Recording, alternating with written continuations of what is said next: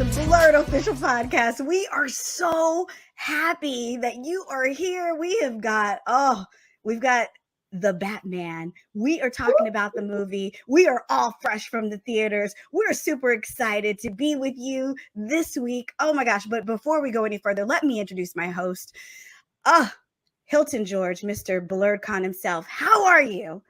Oh man, I'm just full of all kinds of Gotham City. I still got my shoes are still wet from being in the movie.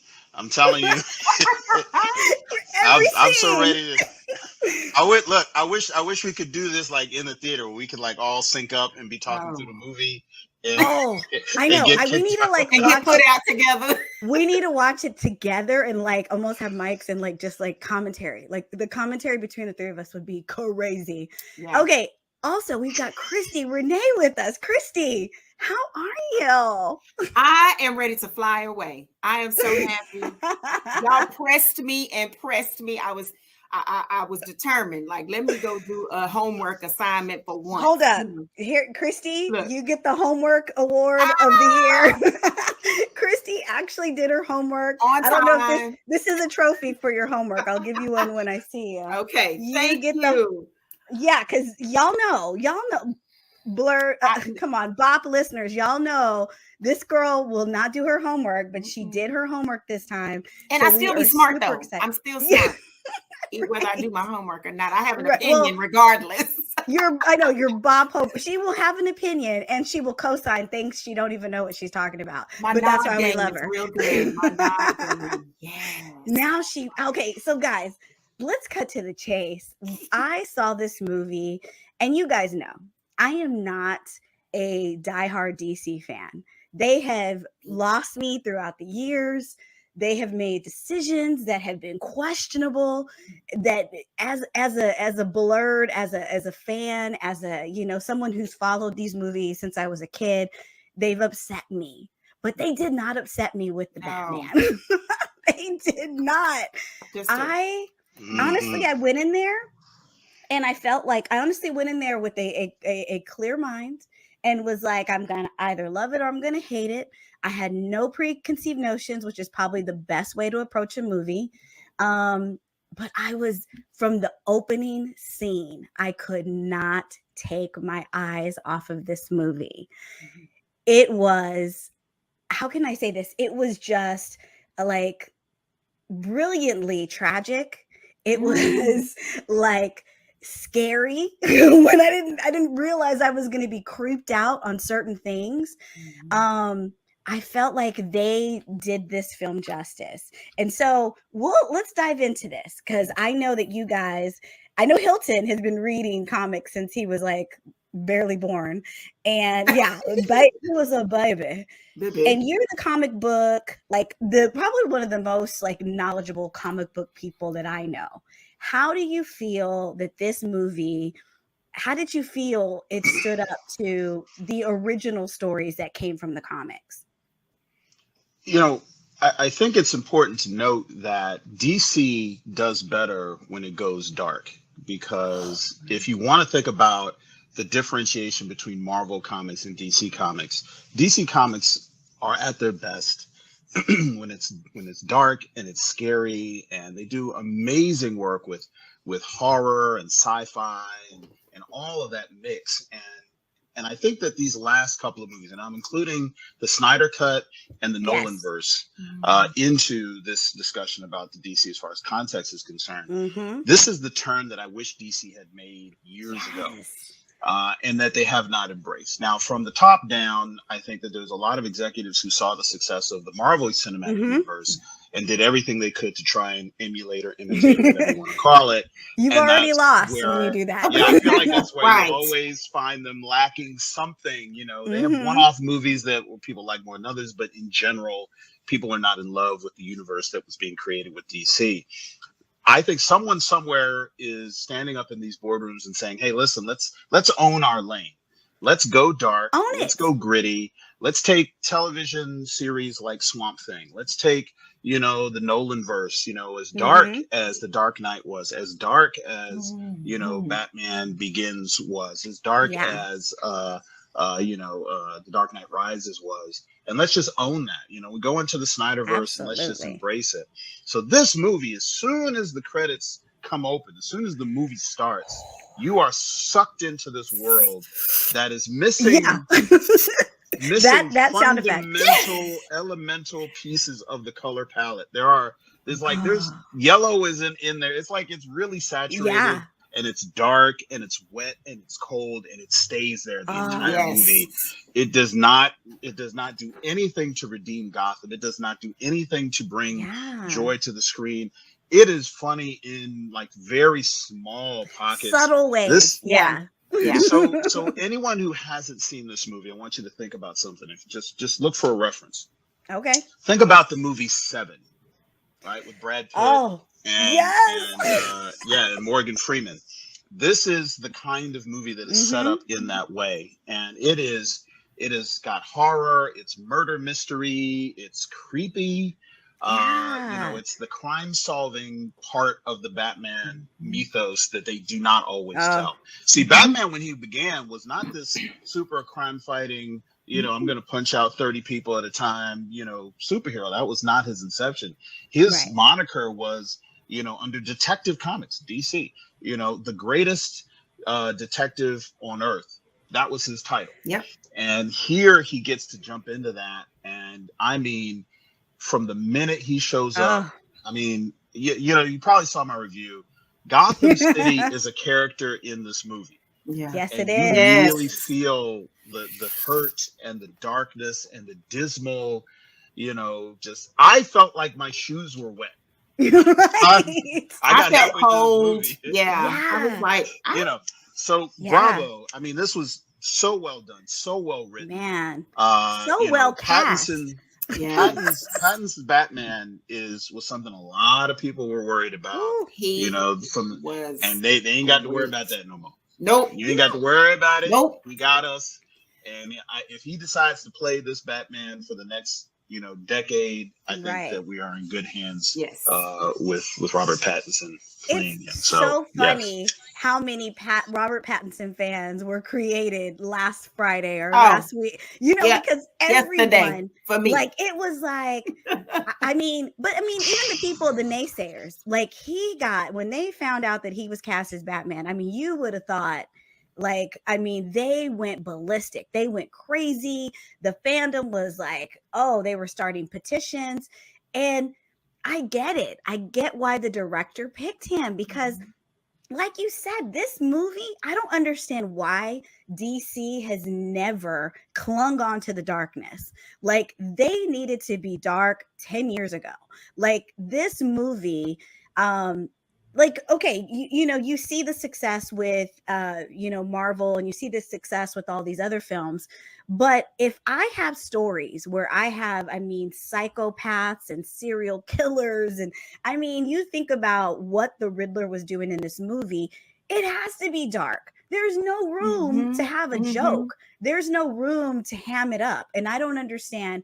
Because in the past, I've loved, some of the people who've played the different characters, and I've loved some of the stuff that they've done. But it's always been, DC to me has always been a movie that had like these cartoon characters in it, and it was like, why go so cheesy or go so over the top? I understand, they were trying to find their lane. It was so weird to me that they always felt like they couldn't find their lane, or they were always searching, or they were.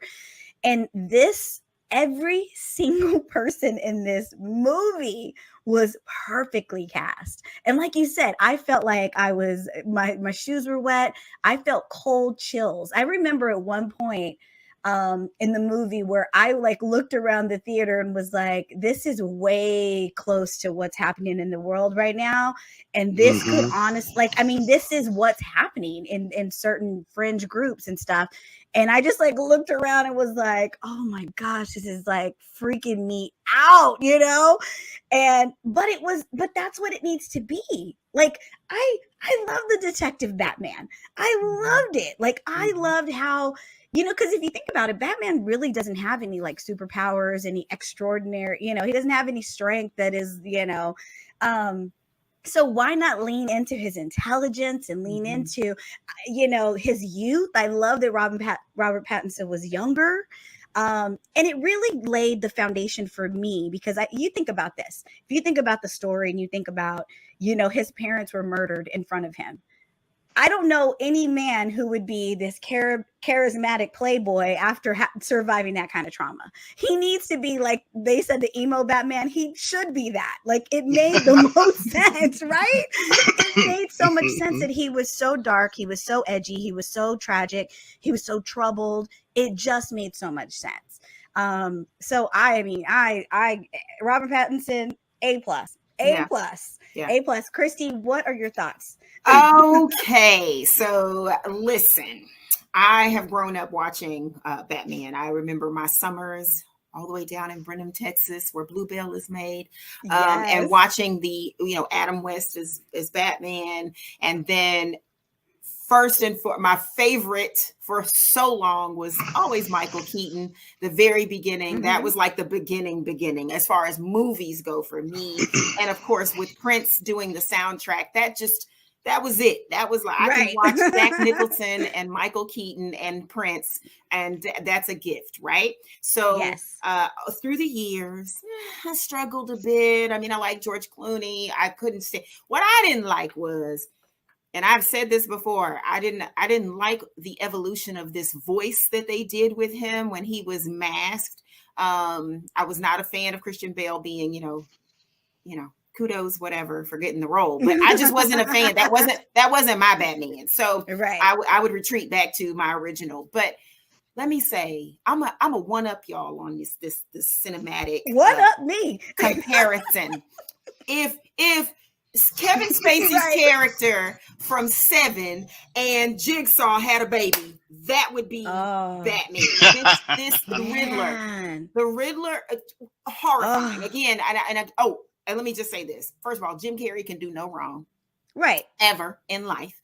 But you know what? That was the direction he was given. Like that was the movie they made. They almost made it was like a cartoon over the top version. And I loved it. And that was probably one of the last ones that I loved, other than when, of course, God rest his soul, Heath Ledger as the Joker. Like those were, because again, that's when they started to shift and go in a different direction. I'm sure there's all different directors doing stuff and bringing their vision, but I loved this movie. They got Robert Wright. I mean, he didn't growl in the mask. I love Kravitz. Girl, listen, if you ain't your mama, I don't know, and your dad, it's just like either way, she was poetry in motion. Yes, either way, I'm so happy to look at you because your mama is beautiful, your daddy is beautifuler. Like it was so happy. But she did everything. She did it, and it was a great homage to Eartha Kitt, being Catwoman back in the day, and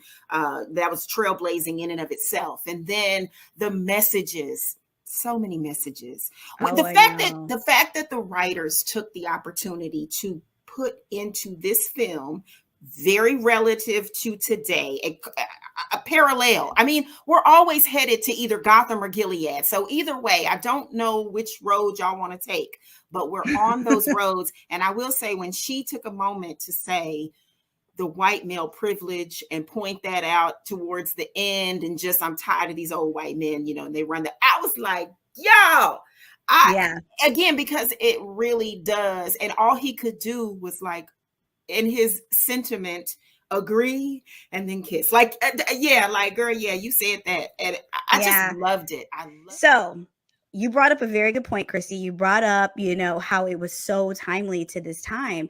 And what was shocking to me, what actually was very surprising to me, is that the script for this movie was written. I've been obsessed ever since I saw it. I started reading every article, started getting into, I was trying to get into the director's head. I'm one of those obsessive people, but the script was written in 2017.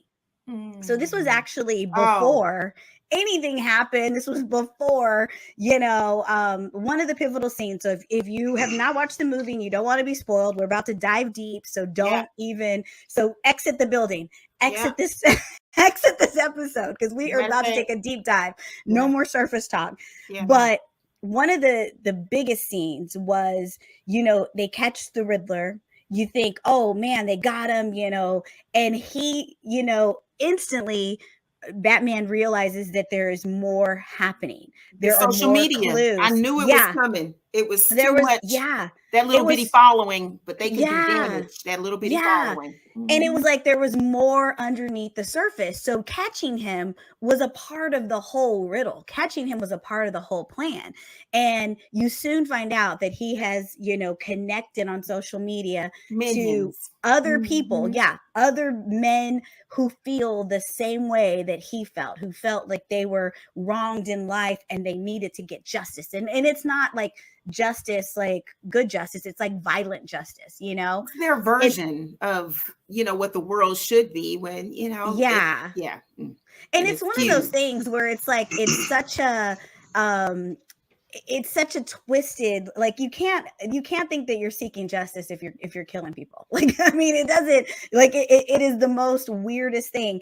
But it just, like, that was the moment that gave me chills, because it just brought back the memories of like January 6th storming the Capitol in their fatigues and their mask, and they're like, we're getting justice, and we're gonna make this government pay. And it was just so like, and it also took me into a place where like I said, I looked around the theater, because like these mass shootings, Yep. these like things that happen at schools and theaters and malls, and it just made me go, oh my gosh, like.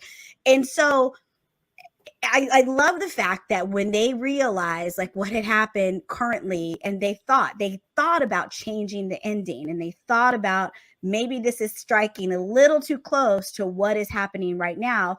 I am so thankful that the producers, the director, and all of them said, no, we cannot take that out. Yep. Like, it needs to be this realistic. And I felt like this was the first Batman movie that I watched that honestly had a realistic plot from start to end. And it had characters who actually you've got the groundwork as to why Batman goes from just Batman vengeance, like where he's getting vengeance for his parents' death, to needing it to mean more to him, needing it to be more meaningful. You get the groundwork for Selena, like you mentioned her, and just how she becomes Catwoman. In this movie, this is the start of Selena. She's not Catwoman yet, but you see why she becomes this character later on. And oh man, like I said, it was just magically terrifying. Yes.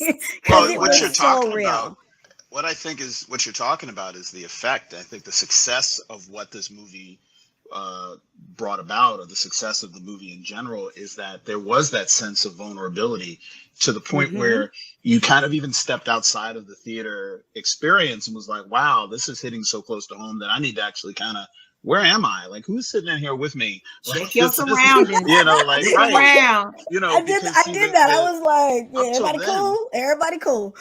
Yeah, because like up till good. then, the Riddler was going after individuals who we were not. What movies do is in formula, and you can see this in any movie where people are killed, especially horror movies, is that the movie asks permission first before they kill a character.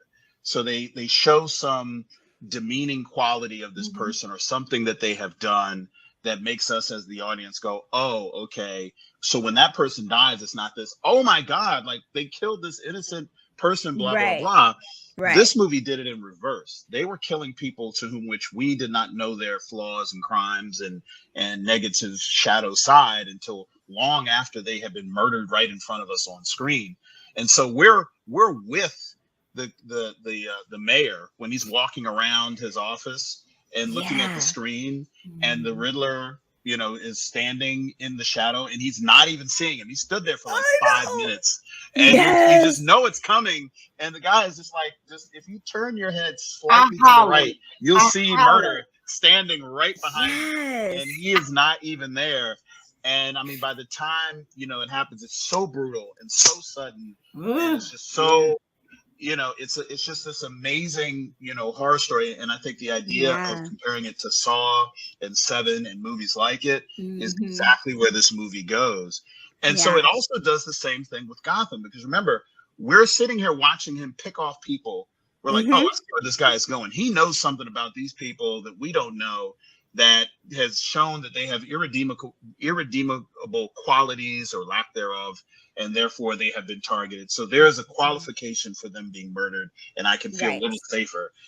But you don't realize is that his war is against Gotham City, period. Yeah. Right. He wants Gotham to die, not just the people who've done certain things. Hence, when they start blowing up, the waterways or whatever, the seawall, and it starts coming in, you're like, oh, this guy's trying to take out the whole city. Right. Like, he really does. When he's done, he wants Gotham to be gone. Wants it all to burn.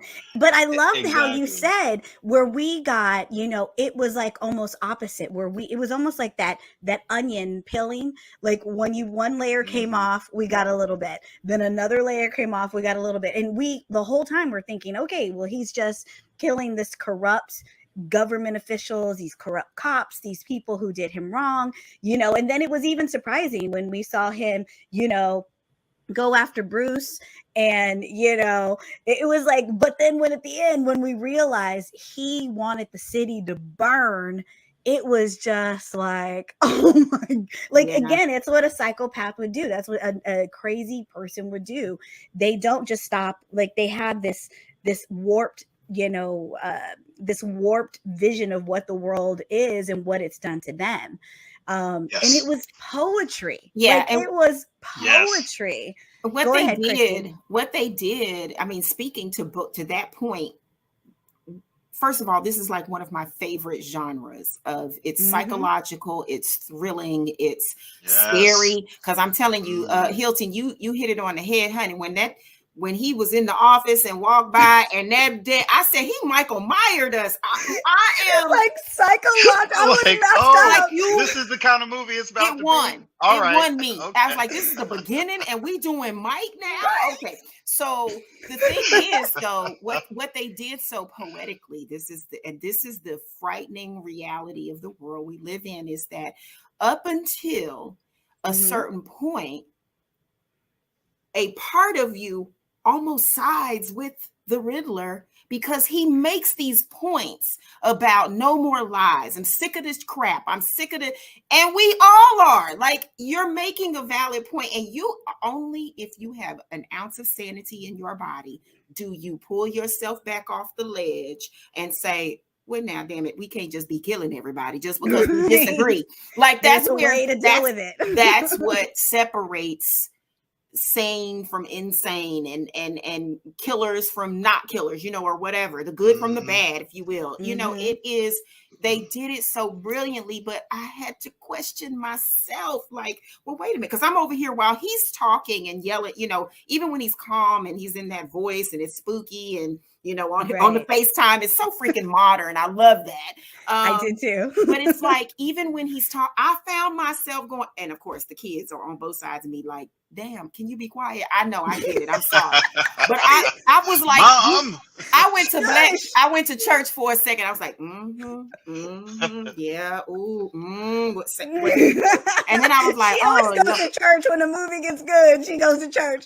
I love that about you. Lord, I'm agreeing with this psychopath. I must be crazy. But then it's like you get to a point where I'm like, okay, but no, that's too far. Now I'm not building contraptions, and the contraptions were just out of this world. That's why I said I immediately thought of Jigsaw, and I was like, this is a Saw movie. Like, the things, I mean, it was almost like, again, whoever designed that was gotta be a fan, Kudos to them, we're so close. We are this close as humans. We're so close, and you have to figure out which outweighs the other. And I think that's a great charge for a film, to cinematically charge you as an individual, as a viewer, with what side do you really stand up? Because ultimately, that's what it always will come down to at the start of any day and at the end of the day. Well, that's what a good movie will do to you. I feel like a good movie is going to make you weigh every side of the coin. Like, they're going to literally trigger you in different ways and make you go, okay, should I be thinking this? Or am I the only one? Am I the only one thinking this? That's what a good movie should do, especially a thriller. Like, that was Yeah. the whole detective thriller I mean, I Yeah. was psychologically spent when I got out of that movie. And this is the thing. Thing. My husband She couldn't needs come some with ice me. cream.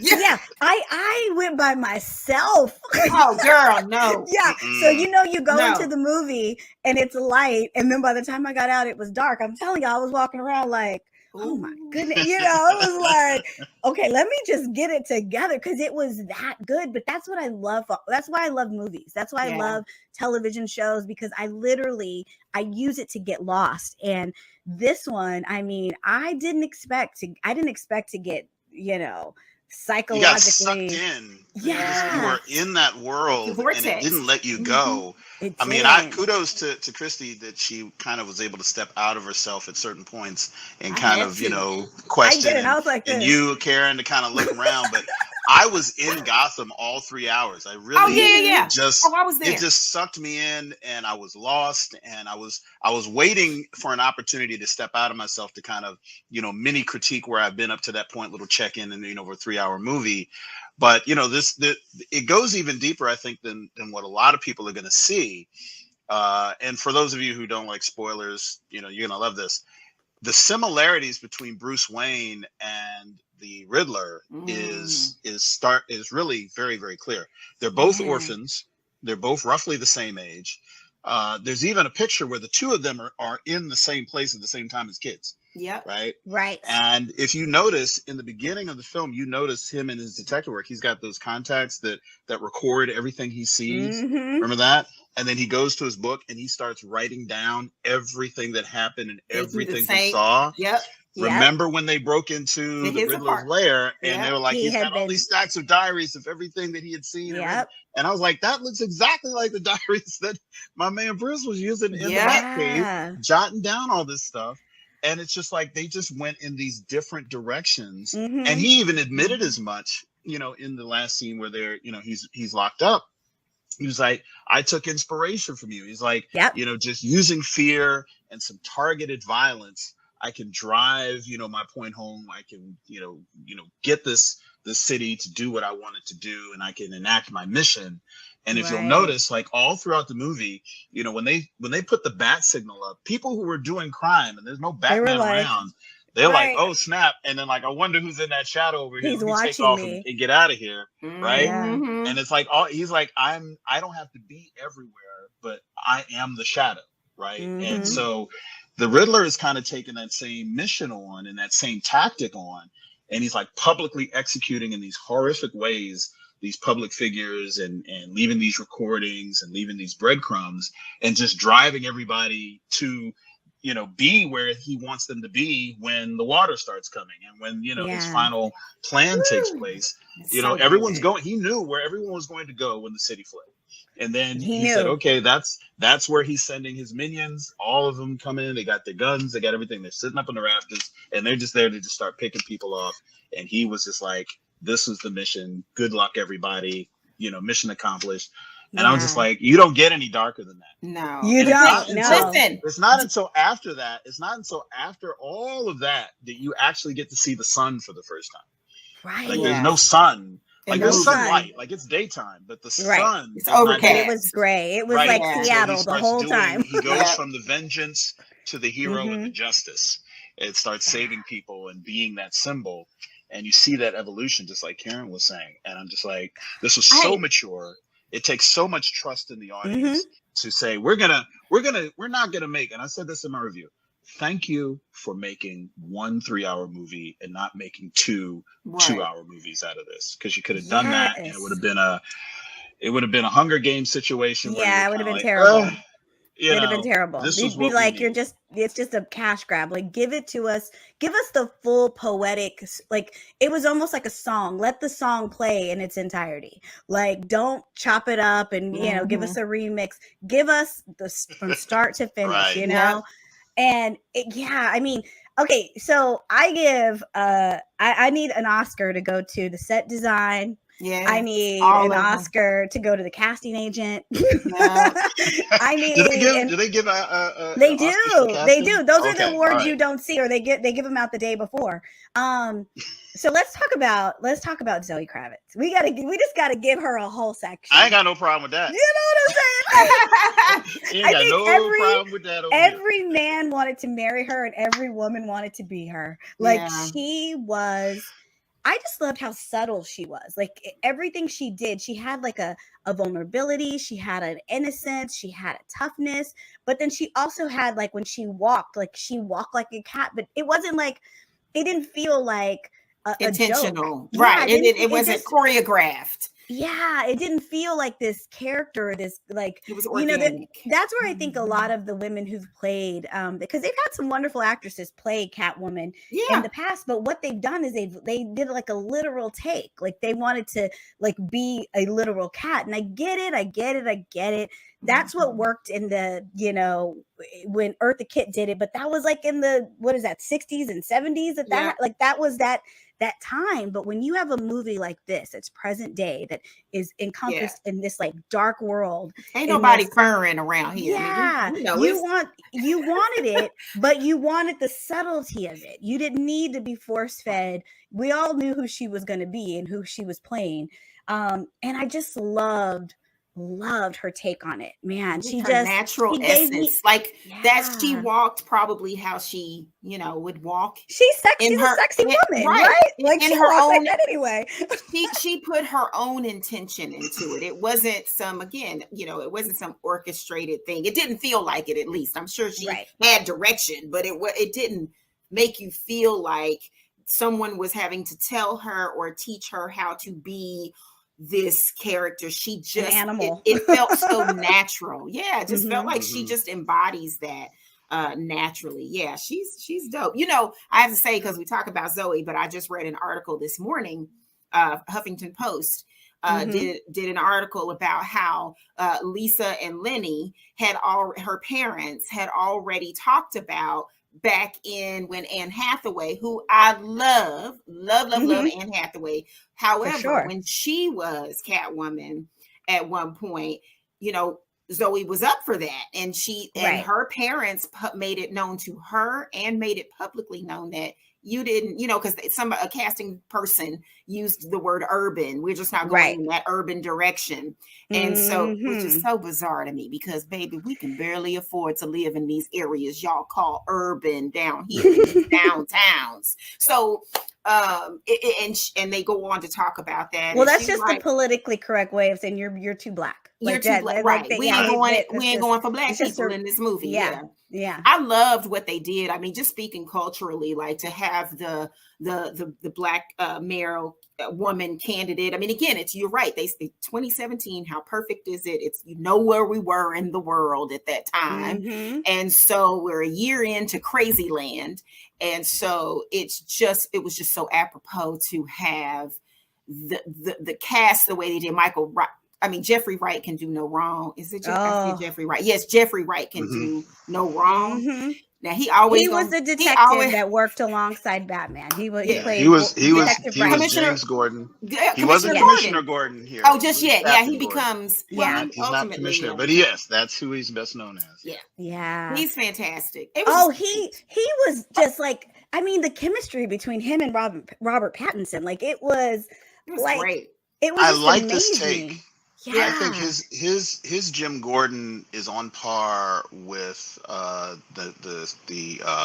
Nolanverse take on Jim Gordon. This guy who's in the middle of this corrupt system, who's trying to do as right as he can and be as effective as he can and bring as much good out of what he knows is a system that is and a department that is riddled with corruption, and it addresses that in the movie. Is that but I want to circle back. Wait, I want to ask you a question though, because educate me. I don't know the people who created certain versions of these characters. Are you talking about Gary Oldman, who played the character Well, Gary Oldman played the character, but the take on where the character is, you'll see Yeah. Jim Gordon across every, No, I iteration know. of I know. Batman. I was just And I wondering if think that's that the this, version, because I felt like that was yes, what he that's the reminded Nolan me. verse. All That's the what I'm Nolan at. Yeah, that's what trilogy. I'm Yes, asking. that's Yeah. that's the one. For people like me But who circling don't. Yeah. back to Zoe Kravitz, I think that what she was able to do is play as much of an, I don't want to say this was her character, but she was so natural doing and just down to the lines. She got to play like a wider range than she Yeah. normally gets asked to do, because she goes from like horror to just absolute rage to sultry to, I'm about to be that she Right. hits like She did. all these notes, and they Yeah. don't skip a beat. There is no character in this movie. Like, I think that she is probably as much a developed character in this movie as Robert Pattinson's Batman Mhm. is. I mean, she They gets as did their much of an work. arc and a Yes. backstory that, quite frankly, they didn't even really go into the origin, which I think is great, because I think they, again, investing in the audience, We have time for that. Yes. telling people, okay, we know how Batman was created. We don't have to see his Right. parents getting shot in the alley and the pearls was from Mike and all wondering. this. And, let's just go forward and tell the story, so that, we can kind of pick up and be invested in the Batman story that we're in right now. And I think what we saw was basically a young Batman who hasn't really Yes. embraced, as you can see, he's not the playboy billionaire. He's not even playing that role.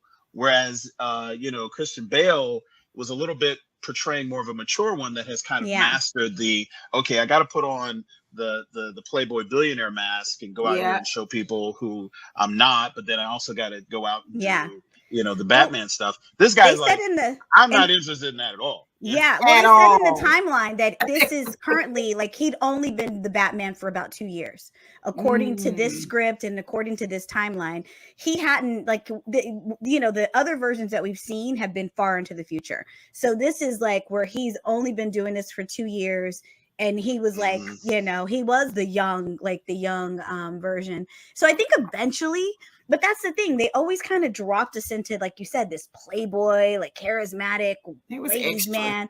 Yeah. Yeah, And to me, we never understood. Like, I never understood how is he that? And then he saw his parents die. Like, you know what I'm saying? So now it almost is like we've got the groundwork to see how he matures as a superhero and see how he matures as this character. But I agree with both of you. Like, they did their homework as actors. If you want to think like of a method actor or somebody like they became these people. And I've seen Zoe Kravitz in so many things. I've seen Robert Pattinson in probably everything he's done. And I've never seen him transform. And like you said, give these notes of where they were given this range, in certain scenes, you were terrified of them. And certain scenes, you felt their vulnerability and you wanted to cry for them. You wanted, you felt for him.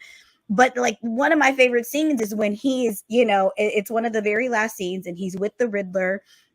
And it's almost like he thinks that the Riddler knows who he is, because he's like saying, you see that moment. Bruce Wayne. And you're like, oh my gosh, he knows who Bruce Wayne is. Like, he's probably gonna, basically expose him. And you can see Robert Pattinson kind of, almost panicking. He's scared that he knows that this man is 3 steps ahead of him. And he thinks, okay, the big finale is he's going to expose me as being Batman. And then you notice that moment where the Riddler doesn't know who he is. He says that's the only one he didn't get. I gotta say, do you think? I think that the way that scene was written, I think it could go either way. It could go either way. I think that he did it. I think that the Riddler was saying to him, I'm going to say this in such a way that you will know that I know who you are. But anyone watching is going to not be able to think that I'm accusing you or calling you out. And that's why I think he was so shocked, because he's like, okay, he's about to drop my name and blow my whole world up. And then he kind of just subtly goes, he's the only one we didn't get. Like, see, that was the point. And he looks up at the camera when he says it. And yeah, that was the point that I thought. I thought that was like the one moment where Batman was like, okay, he got caught slipping. Like that was the only moment. Yeah. The way that I interpreted was that was the only moment that the Riddler got caught slipping, because he goes, he's the only one we didn't get. And so I was like, he doesn't know who he is. He doesn't know who he is, or you know, I don't know. But it was one of those moments where I was like, oh, it was, but again, It just goes. it gave us both. Yeah, it could go either way. It could definitely go. You can think this and be justified. You can think that and be justified. And I think, again, it goes to the brilliance of the writing and the acting. Can I just take a side here to talk about what a guy that a lot of people don't know? His name is Paul Dano. Now, you probably saw Paul Dano for the first time in Little Miss Sunshine. Yes. You might not even remember, like, who. You watch it and you're like, oh my God, there he is. Paul Dano's the Riddler, for those of you who don't know who he's the Riddler. Yes, phenomenal. he's the Riddler in this movie. He also played the son in There Will Be Blood against Daniel Day-Lewis, another artsy movie that went really, really big, but not everybody saw. Right. This was not a traditional choice of actor for this role. They could have gone 1,000 ways with a lot of actors who have done dark, superhero-y, murdery, I think that added to how amazing it was, because I did not expect when we finally meet him to be this good. Like, when they finally meet him outside of his mask, we're like, that guy? Like, hold up. And then when you see him going into character, like once he's talking to Batman and he really gets to like emote and you see the emotion in his face and oh my gosh, you're like, wow, like that for him is a masterclass. And I think that I don't know if he's going to get Oscar nominated, because movies like this often get pigeonholed for soundtrack and special effects. But oh my gosh. Well, the reason why we were so scared, and the reason why we bought into the horror aspect of this is because of his performance. If he had dropped the ball as the villain, none of this would have worked. Yep. He sold. We would not be talking about this movie. And oh man, I was just gonna compliment what you're saying, because he reminded me when I finally got to see, and I loved how they did it. It was just brilliant, the cinematography, how it worked, and they knew how to just wait to the right moment to show his face. But what I loved when I saw him, it immediately, because I'm always connecting like dots in my head, like, what does this remind me of? What does this remind? And it reminds me of Jeremy Renner playing Jeffrey Dahmer, and that was one of his first roles, and how he evolved. Come on, bro. I know what I'm doing. Like Jeremy Renner as a breakout, he was nobody. He was crazy looking because he played somebody crazy, but you never would have thought he would evolve into who he is now in Marvel, right? So I look at this kid who is playing, and I hadn't seen him in the other two roles. I love Little Miss Sunshine. I just don't even remember him. But that's because he was like a different person, right? Like, that's how like in the movie. Yeah. See, then there's that. Yeah. But listen, y'all talking about makeover. Y'all, we got to get to, hold on, wait. Let me we're going to get to him in 2 seconds. Okay. But let me just say something about this guy. I think like the fact, like, you're right. When they cast him, I was like, him? Like, of all the people in the world, like, I was one of those people, because it was just, he didn't, but it made so much sense in this story, because the story was so timely, because it was like the guy, like he said, I'm the one who, I forget what the line was, where he says, I'm the one who blends in, or the one that's forgotten about, He's invisible. Yeah, exactly. It had to be an actor that was so unassuming to be able to, like, he took us from A to Z, but he had to be an actor that was so unassuming, and you wouldn't suspect that guy walking down the street to be this psychopath, to be this person who's like, all he's thinking about is the way he's going to destroy the world, literally burn it all down to the ground. He represents the majority of people. Most of us feel invisible. We're just a number. We might be a vote. We might not be a vote. You know what I mean? It's like that's why I said that borderline psychoses. It was real easy to go, right. you know, Well, that's and the then thing. pull it I back and think go, that's whoa. the beautiful part of the writing. Mhm. The writing has to be thought provoking. It has to be triggering. And it's almost And when he you write a matched it. villain, His look matched it. when you write a villain these days, you really need to go, you really have to see them and be a multifaceted character. Cause it's like, Mhm. oh, I hate the world, I'm gonna burn it down. That's boring. But when you get a Yeah. character who you're like, dang, this person was done wrong, but it basically essentially created this monster. It's so Yes. scary. It hits you in different places because you're like, that's what happens to people. Like you always think of, how did that person turn into that? Like, Right. I watch the news all the time and go, that was somebody's baby. That's At some somebody's point, baby. how did that person turn into that monster? But this Yes. movie really lets you, I mean, it really gives you an idea how someone can go And that's off the deep end. Yep. And I thought that last line, we talked about it earlier, just in the last conversation between he and Batman, and how I'm not sure if it happened. I think it was in their conversation, but they were showing like, you know, some other scenes, I guess, to describe what he was saying. But when the Riddler talks about it being an orphan, you know, he basically, what's the word I'm looking for? He contradicts his "we're alike" speech by saying, you wasn't no orphan. If you're rich, that ain't what the word is for you. Right. Well, because he took all the attention. Yeah. And it's like, well, now you're really making it make sense that y'all aren't alike. You're very different. I mean, you have some of the mannerisms, but your lifestyle is what really sets you apart. And again, essentially, and everything he was saying about orphanages and just kids, you know, just neglected, and the system, how they did the system, all of that was like, oh, he preaching. It's a word. It's a word in there, but again, we're trying to heal the world. Like, right. Well, that's what you always say. Like people will say, like they'll go, I have this problem, I have that problem, and you're like, yeah, but we all had a problem. We all had something happen to us in our childhood. It's the choice you make.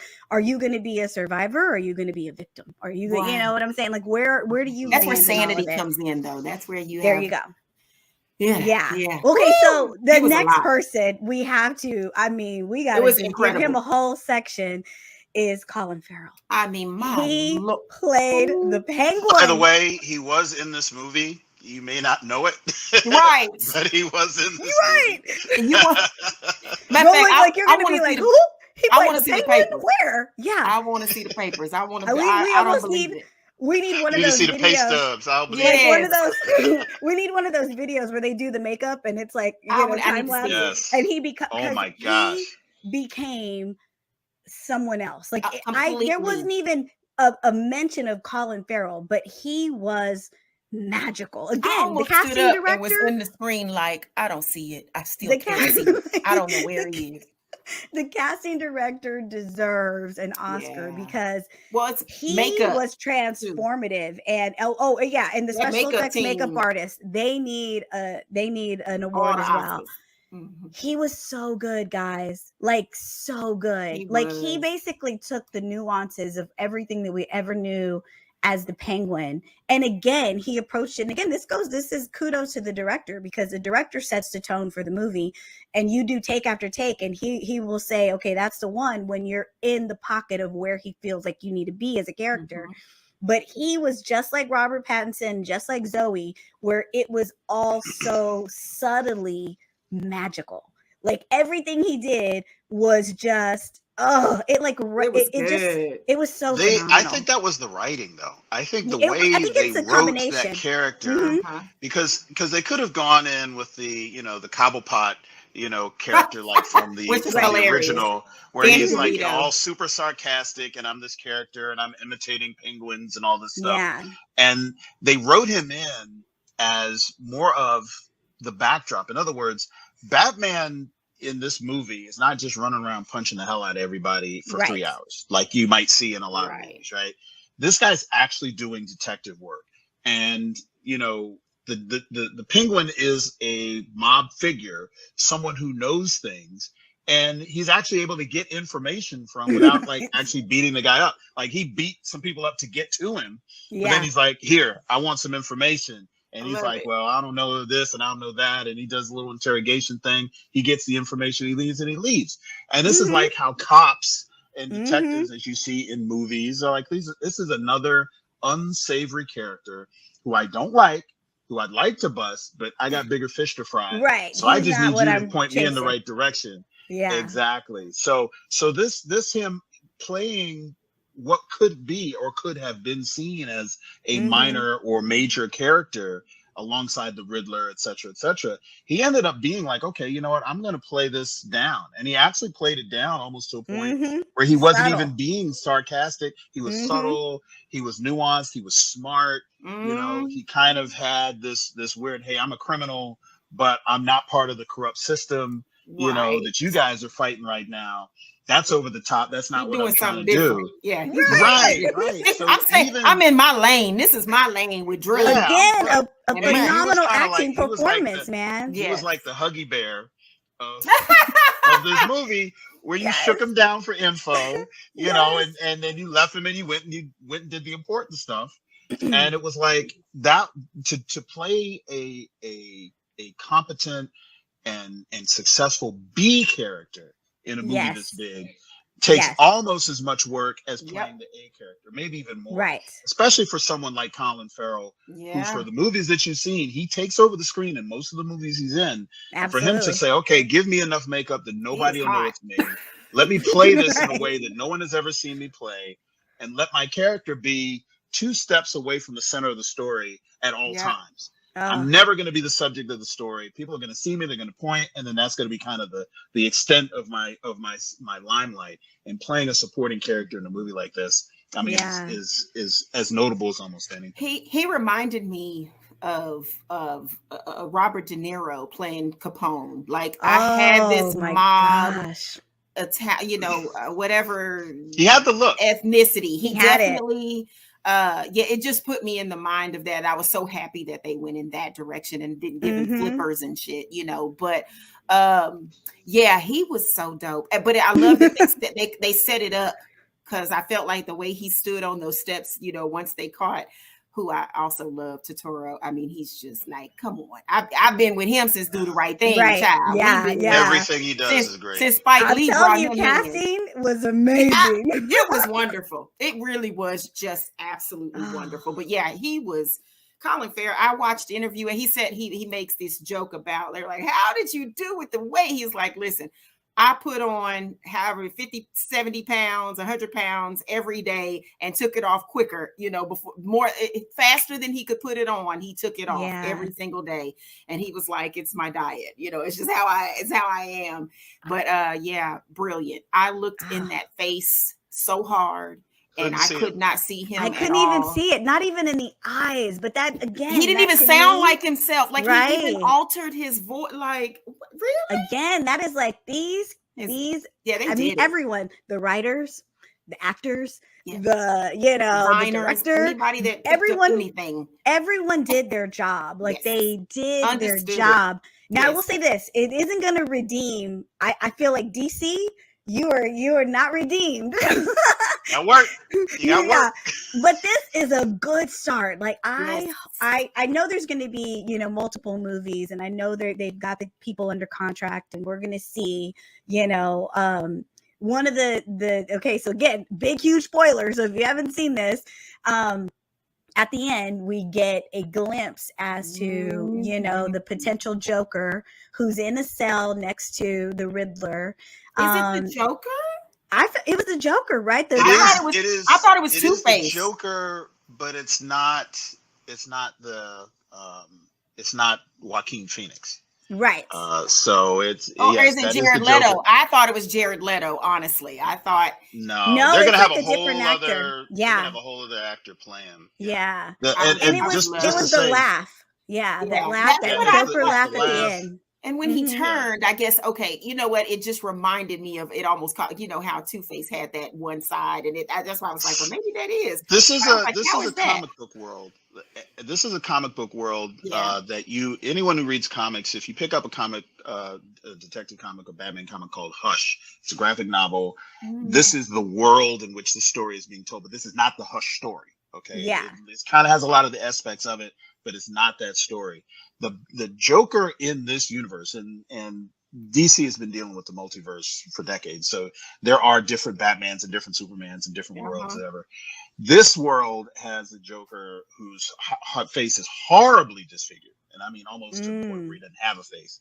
So it's not the more subtle Joker of the Joaquin Phoenix. It's not the, you know, the more criminal minded, you know, mastermind, you know, everything burns of Heath Ledger. Right. He's going to be his own Joker. But he has a footprint in this world. You know, the gang, the knockout gang that you see in the beginning of the movie are all denizens of the Joker. Yes. They're all wearing Joker makeup. Yes. And so the Joker has already came and went in the world, in the story that we're seeing. And where they go with this established world that the Joker has already done something to, you know, if he's made enough impact that their gang's already, you know, kind of emulating him, which he does in almost all the universes. He's in prison. And he's already in prison. You know, the fact that those two are close enough to even have a conversation means that, you know, the sequel that is to come, and I hope they do one if they plan on treating it the way they treated this, you know, is going to be, you know, it's going to be special. I just don't want them to mess it up. Please don't. You know what though? I don't think that's what we say about all the DC movies. That's what we always say. I think they stay true to this formula, and I'm glad he was so different from the other Jokers, because we've had one thing I will say. This is one thing that DC has been able to give us. We may not have liked the movie, or we may not have liked the version, but we've always liked certain characters. Like we've always liked, you know, like we loved Heath Ledger. We liked, you know, Joaquin Phoenix. Like we've liked certain things, but we didn't love like the whole project as a whole. So one thing I will say is I'm glad that they gave us, if he's a Joker, they gave us a totally different one, because he can't, like, you can't compare them to those phenomenal performances. You know, it has to be a different thing, a different lane. And again, that's why I think like the guy who played the Riddler, the guy, you know, Robert Pattinson being Batman, they've gone completely different, and it's worked. And they had to do it that way in order for us to take it as a new project and to love it for what it is, you know.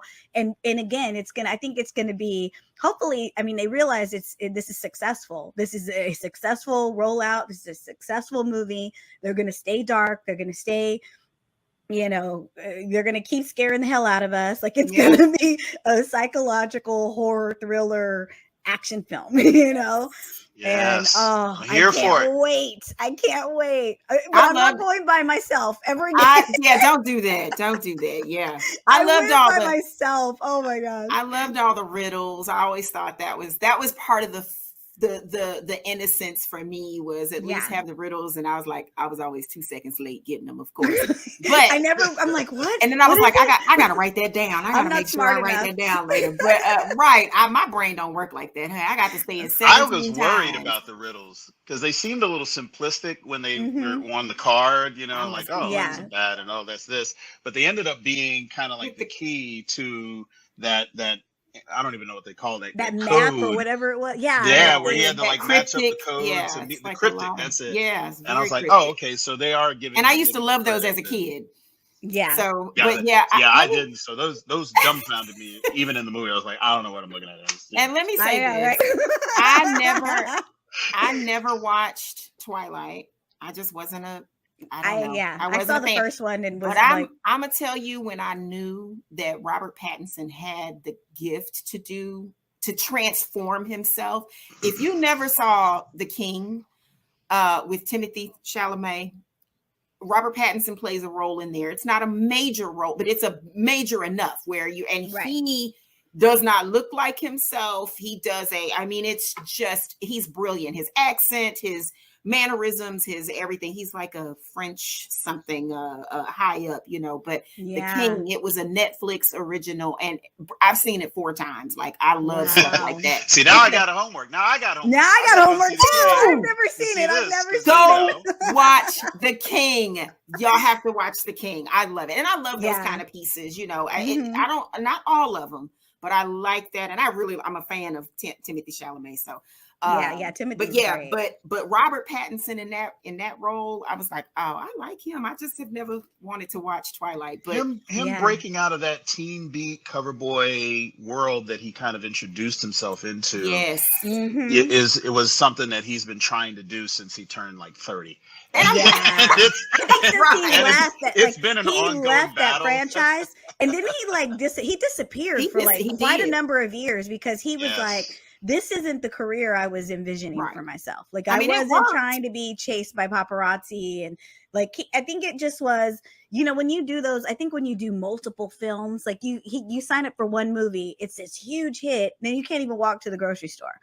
And so of course, as an actor, he was the lead. He was like, oh, I'm gonna do, you make the money, you get the security, you establish your career. But I think at the end, he's even said in interviews, like it wasn't what he really signed up for. And he kind of was like, it was frightening, because he's in that vortex. You get sucked into that, and again, I applaud anybody that can have that kind of career where you stick, Karen, you get to stick with some things and it becomes iconic. Yeah. You can't ever you can try to knock it, but I don't care. That is establishment. That is foundation. That is some bread and butter. It's like part of your career. Yeah. There it is. Well, and it's just a legacy. You're part of a legacy. So when you're there and you're part of something bigger than just you, I think that's phenomenal. I'll never knock it. So when I say I haven't seen it, it was just because, I don't know, I was probably watching Hunger Games, Well, it wasn't for us. Like that movie wasn't, I don't think it was made for us. Like we were adults. We were, it was made for the teen scene. And I tried to watch it and I was like, I'm not a 14-year-old girl, so I'm really missing a lot of what they're trying to do here. They're not talking to me. There's somebody on another channel. Yeah. And even as a 14-year-old, I'd be like, but she's not supposed to be watching that either because it's a little racy. They having sex and everything. I don't know. Well, and the funny thing is I think that they made it, like you said, they made it for this teenage audience. But what surprised them was that it actually spoke to all these like single like moms. Like these women were like, like their 14-year-old inner child was going bananas. Pedophile. That's what y'all are. Y'all stop looking at these babies like that. The actors are probably grown doing that, playing young kids. Yeah.